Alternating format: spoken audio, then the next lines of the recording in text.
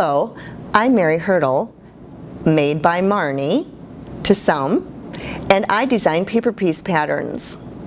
My patterns range from very easy to intermediate, but my cute and whimsical designs appeal to everyone. If you like what you see today, visit me on madebymarnie.com. I'm here to tell you about my new book, Cute and Clever Totes. This is actually 2 books in one. It's a book on paper piecing, but it's also a book on tote making. These are the 16 different paper pieced blocks that you'll find in Cute and Clever Totes. You'll find a nice range of subject matter here, from animals to flowers, sailboats, airplanes, even sports related. So you'll find something for everyone. All of the 16 blocks in the book will fit into the 6 different tote bag patterns. The first bag is very easy. It's called the mini tote. I would use this tote bag if I were going to a convention. I wanted to just take my phone, maybe my wallet. It's a nice light travel tote. Another easy bag in the tote is called the market tote. The market tote has more room in it. It's a great shopping bag. It has a pocket on both sides so you can put 2 different images in if you want. And this bag would be great for shopping. The third easier tote is called the drawstring tote. This one is great for projects like yarn caddy. I also keep 2 rolls of toilet paper in this in my bathroom for my extra rolls. Fits perfectly. Those 3 bags are the easiest patterns to make. But then the other 3 are a little more difficult, so there's something for every sewer. The messenger tote has a nice adjustable crossbody strap, so there is some hardware, and this time the image is in the flap instead of in a pocket. That tote is really comfortable to wear. The beach tote has hardware both on the outside for decoration and on the inside for function. There's even a clip.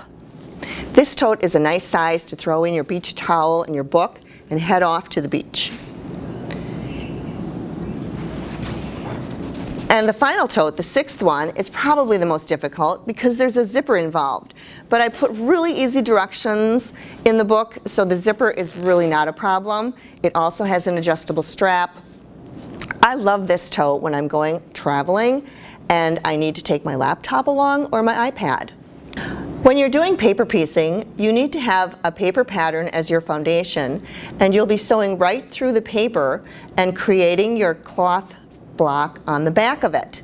So here I have a finished rooster block with the pattern on the back. If I were going to make a block from my book, I would make as many copies of it as it tells me to make on the pattern. So for the rooster block, which is also shown step by step in the book, I would take 2 copies of my pattern and I would cut them apart in this fashion, so I have the different segments separated with enough seam allowance between each segment, so that eventually they'll be paper pieced and then sewn back together again. So let's just take section B and start paper piecing that. If you can sew a straight line and you can count, you can paper piece. It's basically just sew by number. So on this segment, I will pin my fabric to the back, and I'm making that first piece a good 1/2 inch bigger than it needs to be all the way around. So for piece 1, you just pin. Then I'm going to go to piece 2. Now actually piece 2 is here, and you can see I'm putting my fabric in the opposite direction. That can be confusing for some people. But just think of it as a butterfly effect. After I sew, I'm going to flip that fabric behind the section where it should go. So let's think of the word stop when we paper piece. S-T-O-P, stop. The S stands for stitch. So I'm going to stitch on the line between section 1 and 2. I've already put my fabric together with right sides together And I've left a little bit of seam allowance here as well. So I've stitched. Then I'm going to trim. So T is for trim. I'm going to bend the paper out of the way and just cut off so that I have a cleaner 1/4 inch seam allowance left over. Then I'm going to open. So now I will flip my fabric into place and open it, and it will now be behind piece 2, which is the piece I'm actually working on. And then I'm going to press, and that will keep the fabric down.